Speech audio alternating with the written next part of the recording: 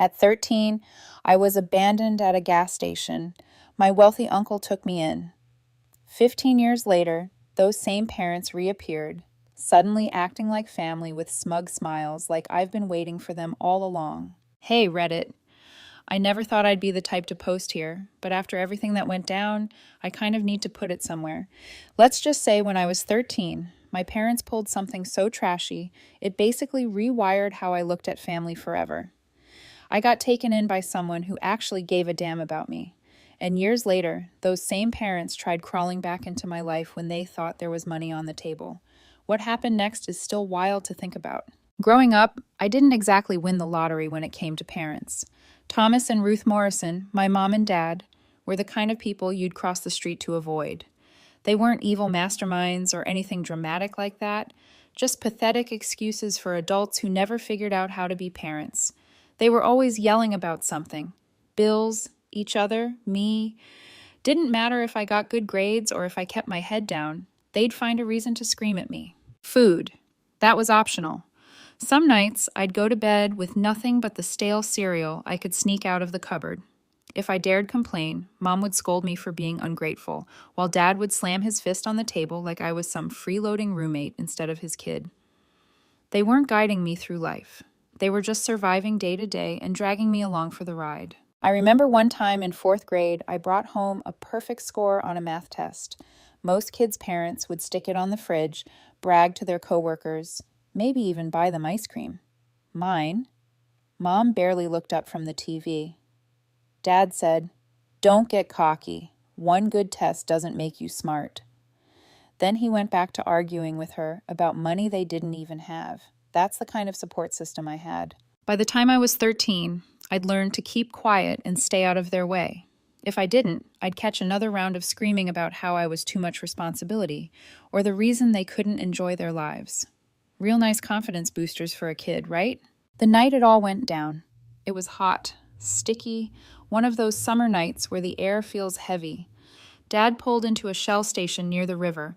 Mom turned around in the passenger seat, gave me this fake smile that didn't match the bags under her eyes, and said, "Sweetheart, go wait in the bathroom while we grab some snacks." Something in her voice felt off. But at 13, you don't think your parents are about to ditch you. You think maybe they're actually going to buy chips for once. So I did what she said. I walked into that grimy bathroom that smelled like bleach and sadness, sat on the cracked tile floor and waited.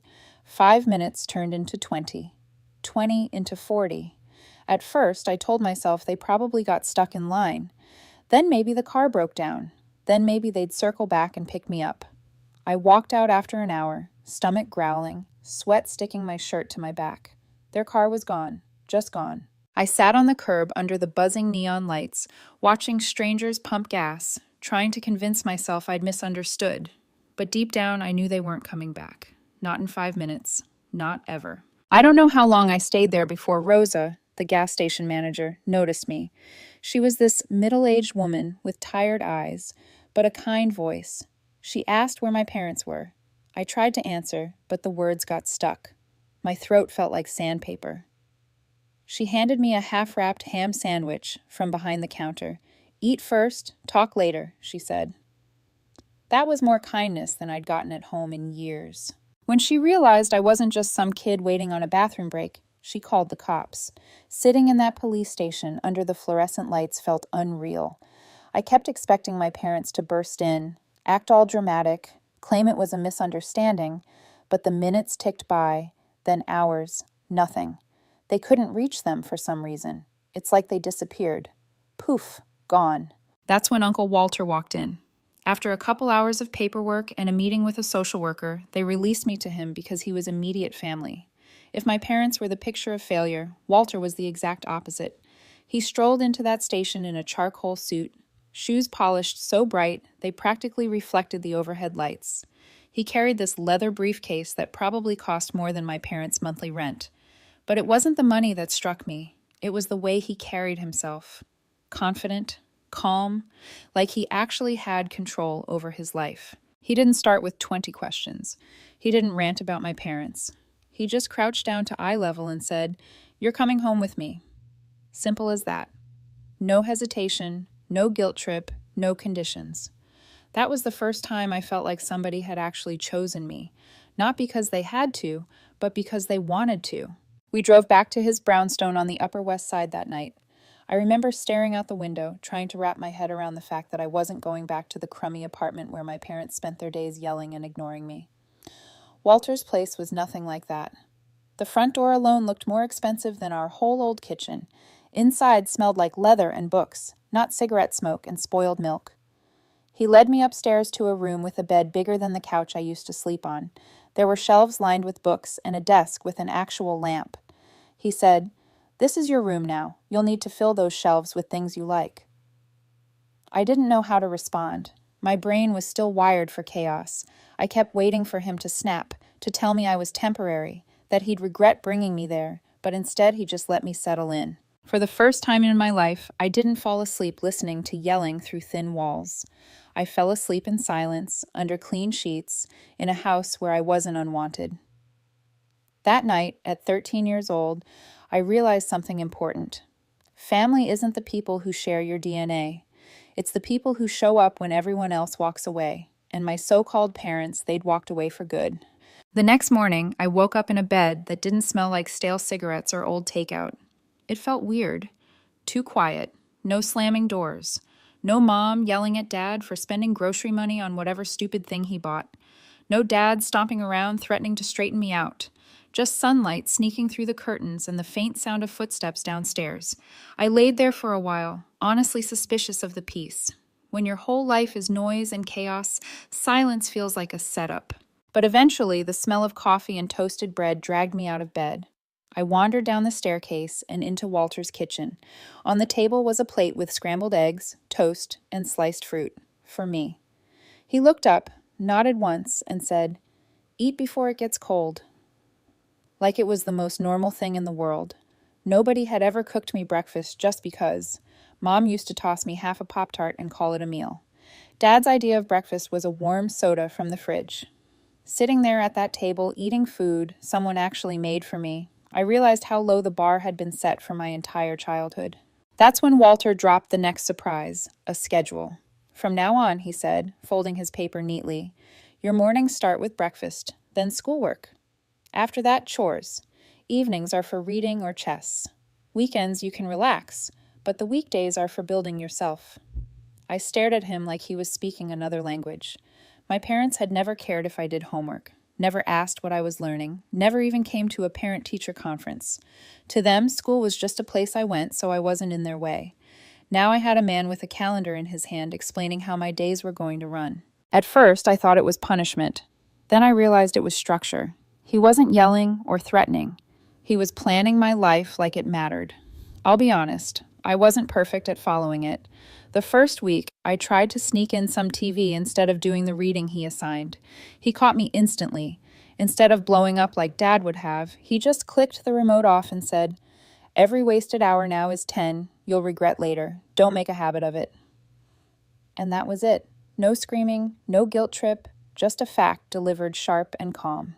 The biggest test came a month later. Walter had this antique chessboard in his study, something he'd owned since college. Hand-carved pieces, the kind of thing you only touch carefully. One afternoon, I was messing with it while he was out. I wanted to practice the moves he'd been teaching me, but I got clumsy. My elbow knocked the board right off the desk. Pieces scattered everywhere, and one of the pawns snapped clean in half. My stomach dropped. My first thought was, I'm screwed. I pictured Dad's face turning red, him screaming, maybe even throwing something at me. I bent down, frantically trying to piece it back together before Walter saw. He walked in right then. I froze, my whole body tensed, waiting for the explosion. Walter just looked at the broken pawn, then at me. His eyes narrowed, not in anger, more like he was analyzing me. Finally he said, "Why are you panicking?" I broke it," I stammered. "So?" he asked. That threw me off. "It's yours. I ruined it." Walter walked over, picked up the pawn, and set it on the desk. "You didn't ruin anything. You made a mistake. Now you figure out how to fix it." I didn't get it. "You're not mad?" "Mad?" He actually laughed. "It's a pawn. Replaceable. You're not replaceable. Big difference. That moment hit harder than any lecture I'd ever gotten. My parents always made me feel like I was the broken pawn, disposable and annoying. Walter flipped that idea on its head with one sentence. He ordered a new set the next day, but not before sitting me down with glue and tools, teaching me how to repair the old piece. Value isn't in perfection, he said while we worked. It's in knowing how to fix what's broken. That stuck with me. The weeks rolled by, and for the first time in my life, I started building actual habits. School came first. When my grades improved, he didn't just say good job and move on. He broke down why it mattered. He showed me how education tied into bigger opportunities: college, business, independence. Looking back, that first year with Walter set the foundation for everything that came later. I used to think my parents abandoning me was the worst thing that could have happened. But sitting there in that brownstone, eating real food, fixing broken chess pieces, following schedules that actually meant something, I started to wonder if maybe it was the best. Because for the first time ever, I wasn't just some burden shoved aside. I was a kid worth investing in, and apparently that made me a bigger target than I realized. It started small. A plain white envelope slipped through the mail slot one Tuesday afternoon. I grabbed it while sorting the usual junk: cable ads, a pizza flyer, some catalog addressed to Walter. This one had no return address, just my name written in handwriting I hadn't seen in over a decade. I knew that sharp, loopy handwriting from school permission slips and notes on the fridge.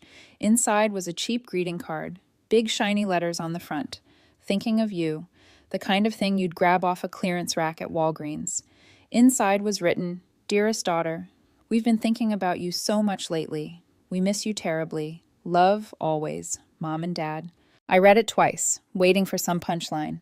15 years of silence, and this was their comeback. Not even an apology. No explanation for leaving me at a gas station like I was yesterday's trash.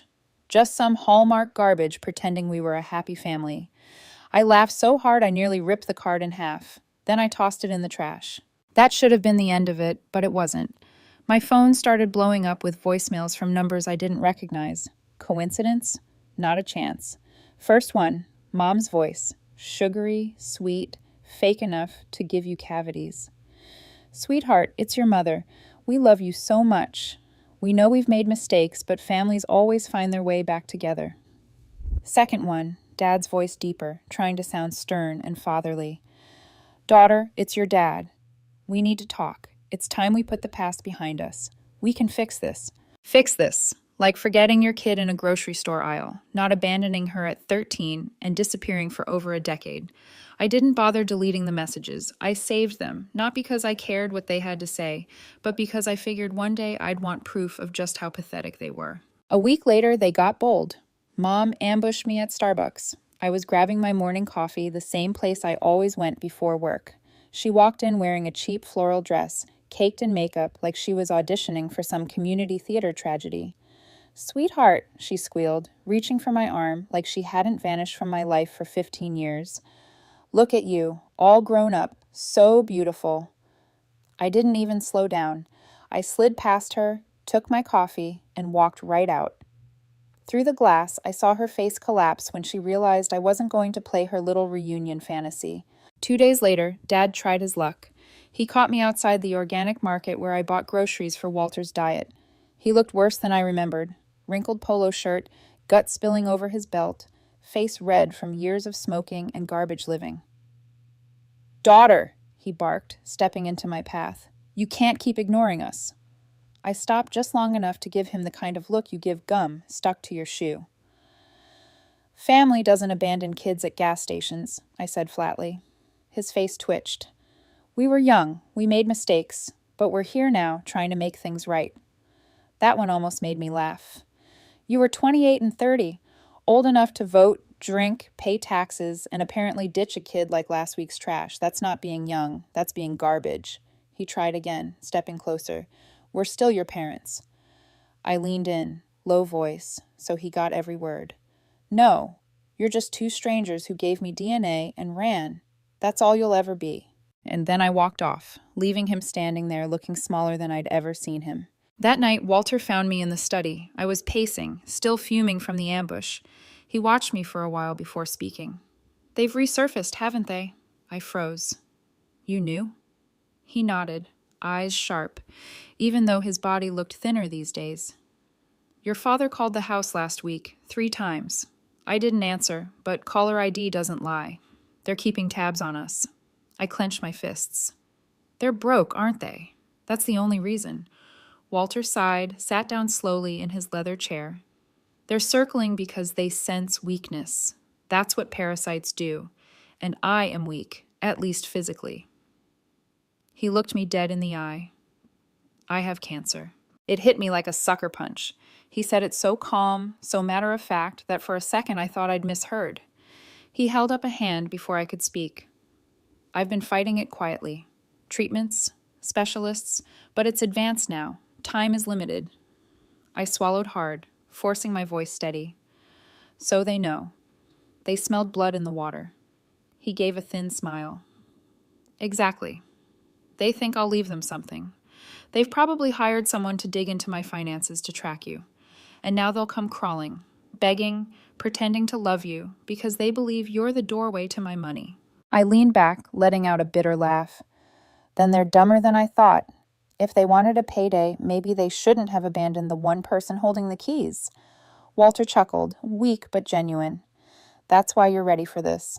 You see things clearly, no illusions.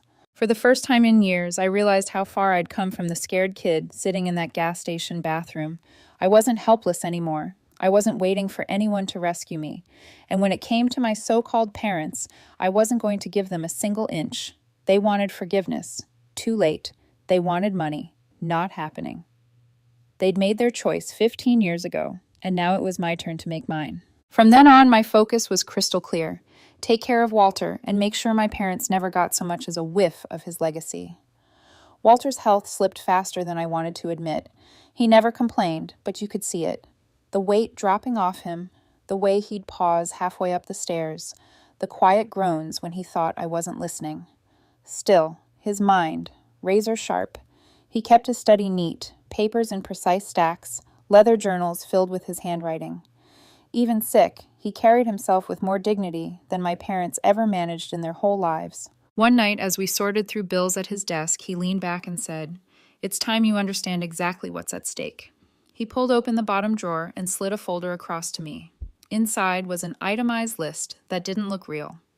The brownstone appraised this spring at approximately $4 million. The Hamptons Beach House at $2.1 million. The Vermont cabin just under $700,000.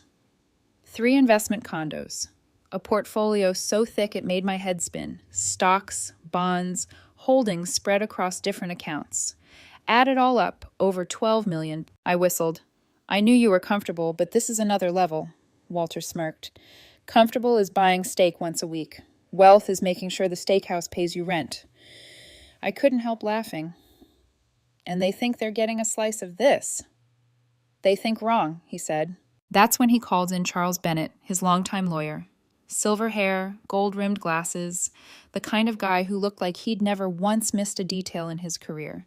Bennett laid out the plan on Walter's polished mahogany table like it was a military strategy. Everything will pass to you, Bennett explained, adjusting his glasses. But more importantly, it will be airtight, set up through an irrevocable living trust, a no-contest clause, and even a sign-in letter of intent documenting your parents' abandonment. Safeguards for every loophole they might try to exploit. I leaned forward. And if they contest it? Bennett smiled thinly.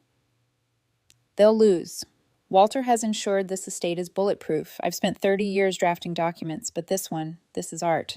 I almost felt bad for my parents. Almost. Of course, they didn't take the hint. A week later, Bennett called me. Your mother showed up at the office, no CF, as he said, voice clipped. Demanded to see Walter. Claimed she had rights as family. I laughed into the phone. What did you tell her? What I tell all unauthorized parties, Bennett said calmly. That without the client's consent, there is nothing to discuss. Security escorted her out. Good. Let them taste rejection for once. But their persistence didn't stop there.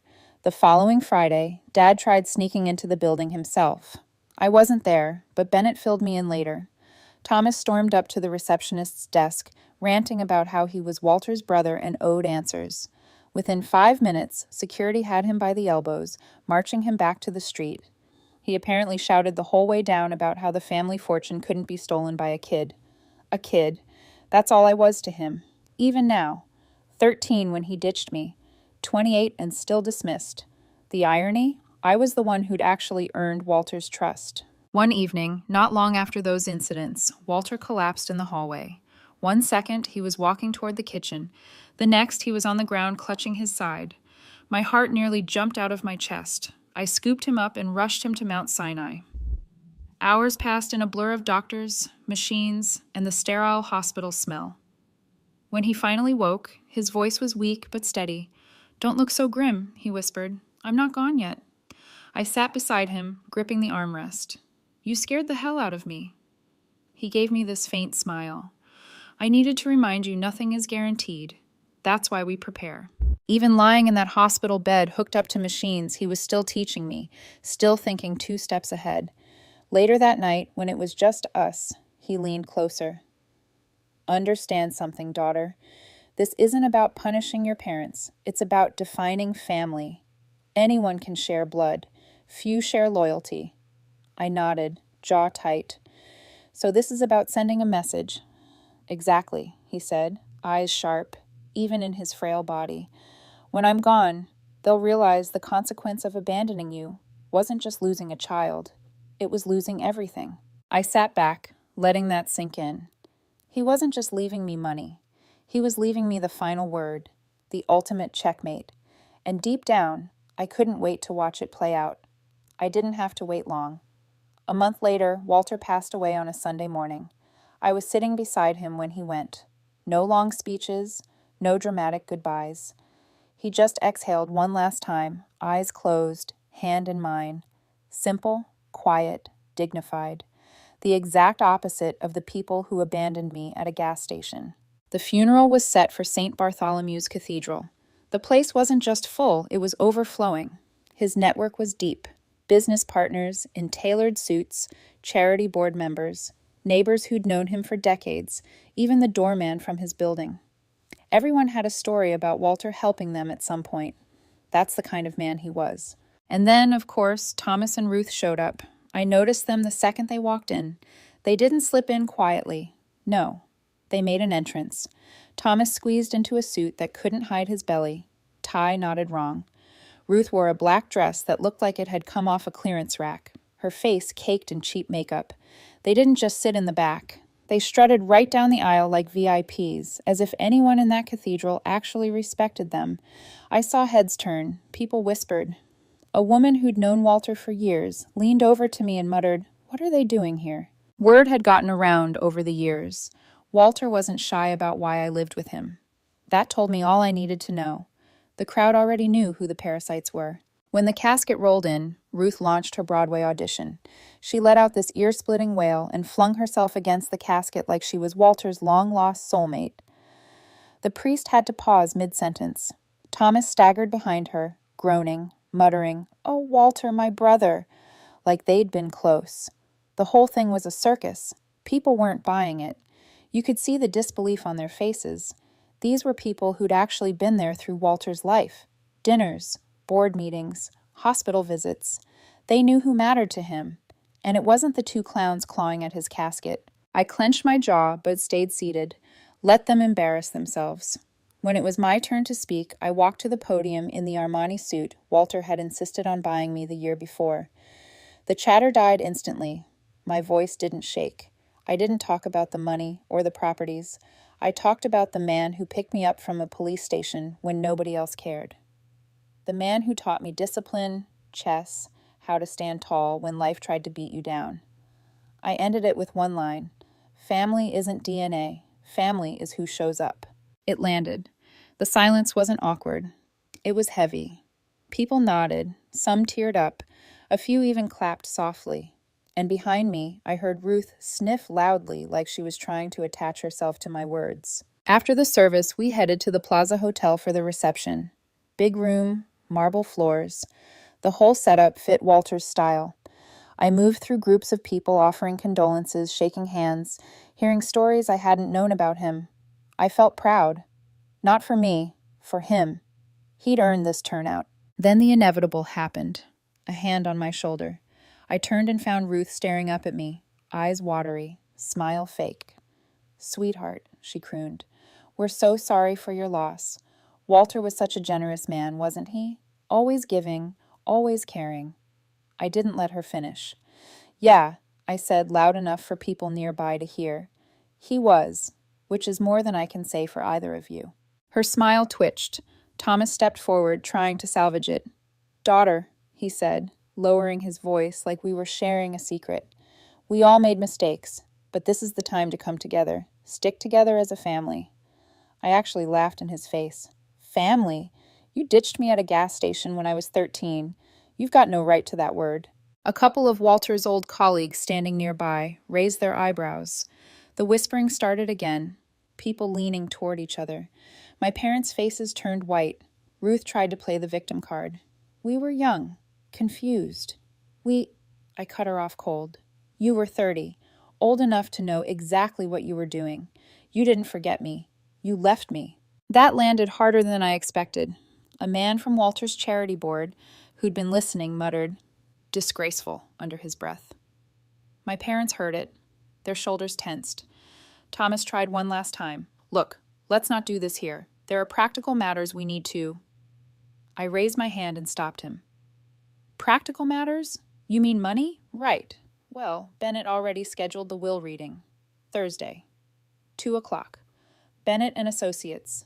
Until then, stay away from me." Then I turned my back on them, just like they had on me. They stood frozen in the middle of the plaza ballroom, humiliated, while the conversations around them moved on. People avoided eye contact with them like they had the plague. That was Walter's last gift to me. He made sure everyone knew who they really were. And this was only the beginning. The real show was coming at the will reading, Thursday at 2 o'clock. Bennett and Associates. The place looked like money even before you walked through the doors. Polished marble lobby, security guards who didn't even blink when you walked in, elevators that didn't creak. Walter had spent plenty of time here over the years. And now it was my turn. I showed up early wearing the tailored navy suit Walter gave me for my birthday. Sharp lines, perfect fit. I looked like I belonged in that boardroom. Because I did. My parents, not so much.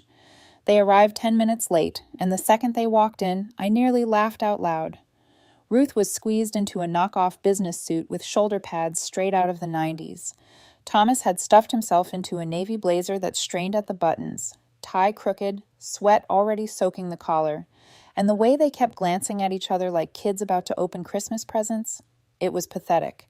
They thought they were about to cash in. "Sweetheart," Ruth gushed as they sat down across from me. "You look so beautiful. Walter would be proud."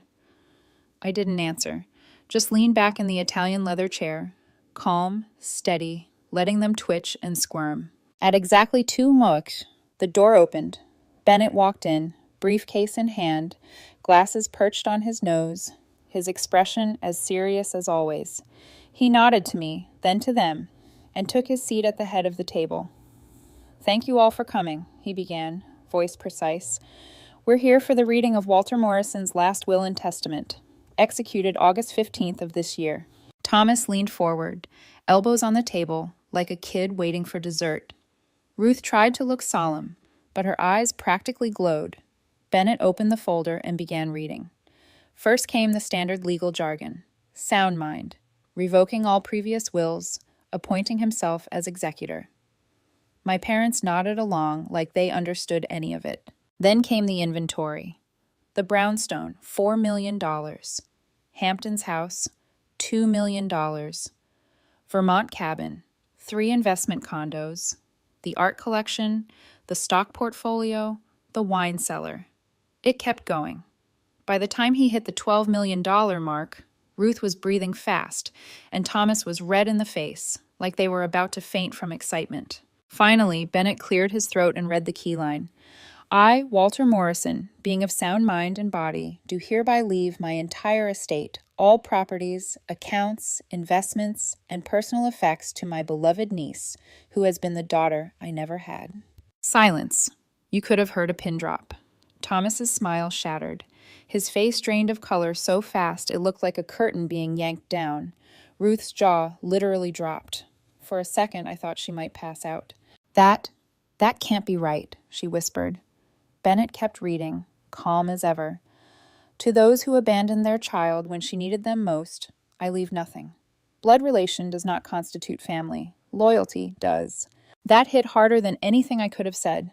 Walter had written them out, not just legally, but morally, in black and white. Thomas shot to his feet, chair scraping loud against the floor. This is insane. We're his family. We have rights. Bennett removed his glasses and polished them slowly, his version of staying composed. Mr. Morrison, your brother executed this will in full compliance with the law. It is airtight. Ruth's voice cracked. Honey, please, she begged, turning to me, mascara already streaking. Don't let this happen. We're your parents. We love you. We can work this out. I leaned forward finally. First time I'd spoken since they walked in. My voice was low, calm, cutting.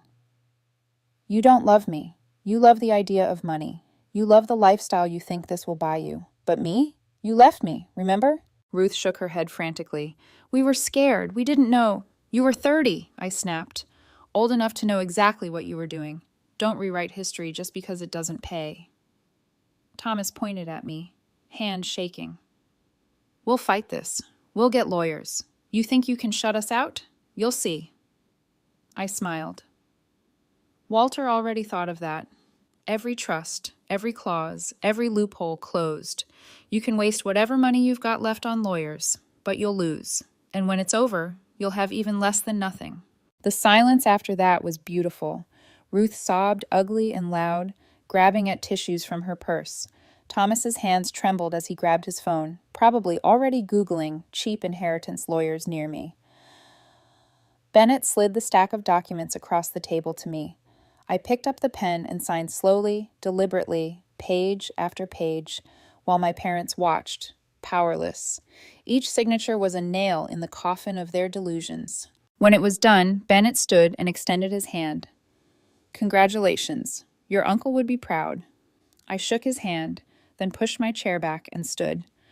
My parents looked up at me with eyes that begged, pleaded, but I didn't flinch. You made your choice 15 years ago, I said. Now you live with it. Then I walked out, leaving them behind in that conference room.